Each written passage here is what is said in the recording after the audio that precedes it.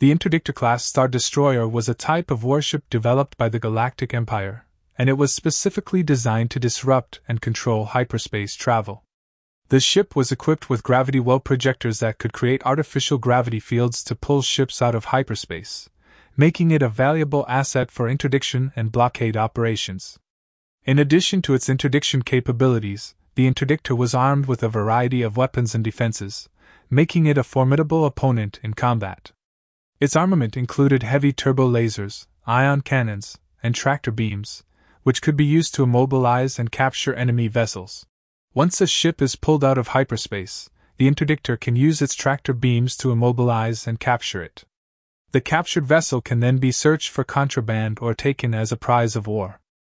The production of Interdictor began in 18 BBY, and was a versatile and powerful ship that played a crucial role in the Galactic Empire's military operations.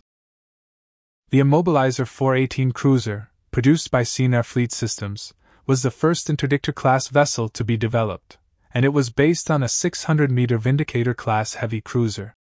To compete with Sinar Fleet Systems' offering, Kuwait Drive Yards developed their own Interdictor-class Star Destroyer, the Dominator, which was based on the hull of the Imperial I-class Star Destroyer. It's about 1,000 meters larger than the standard Immobilizer, and about the same size as the Imperial class. However, to accommodate the gravity well projectors, half of the turbo lasers and ion cannons, as well as 8 of the tractor beam projectors found on the original Imperial class, had to be removed. One advantage of the Interdictor-class Star Destroyer was that it did not require additional support when performing patrol and customs duties.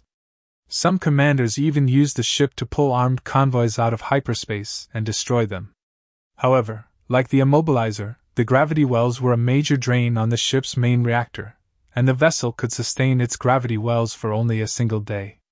This limitation could compromise the ship's defenses in heavy combat.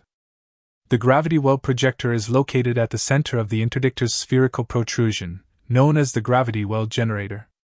The gravity well generator is surrounded by a number of smaller spherical protrusions, which contain the ship's turbolaser and ion cannon batteries.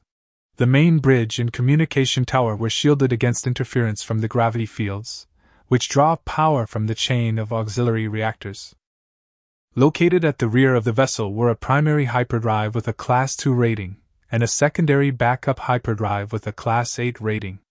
The Immobilizer 418 cruiser was smaller than the standard Imperial-class Star Destroyer, measuring about 600 meters or 1,969 feet in length. It also had the capacity to carry up to 24 TIE series starfighters, 4 shuttles, and a crew of 2,800, with enough consumables to last for about a year.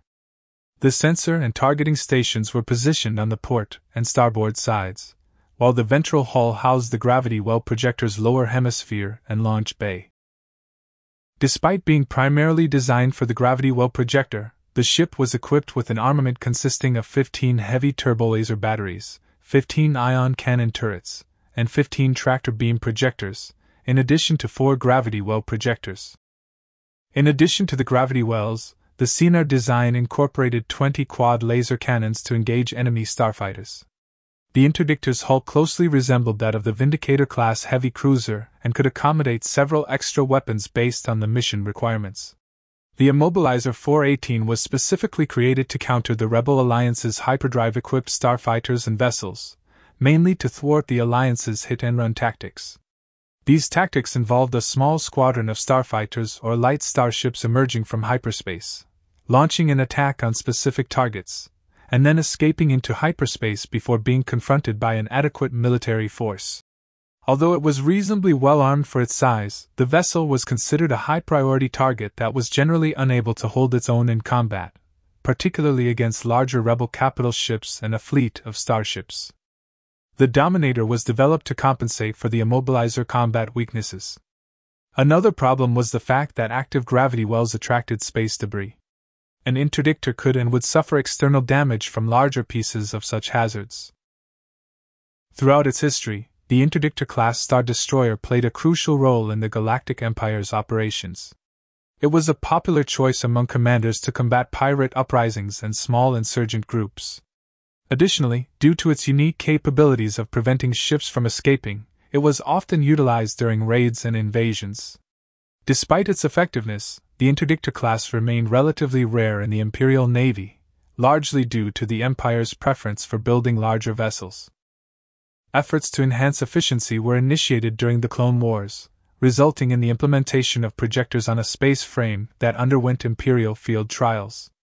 As a result, the Interdictor-class cruiser became a pivotal component of the Imperial fleet and was effectively deployed in engagements against the rebel forces.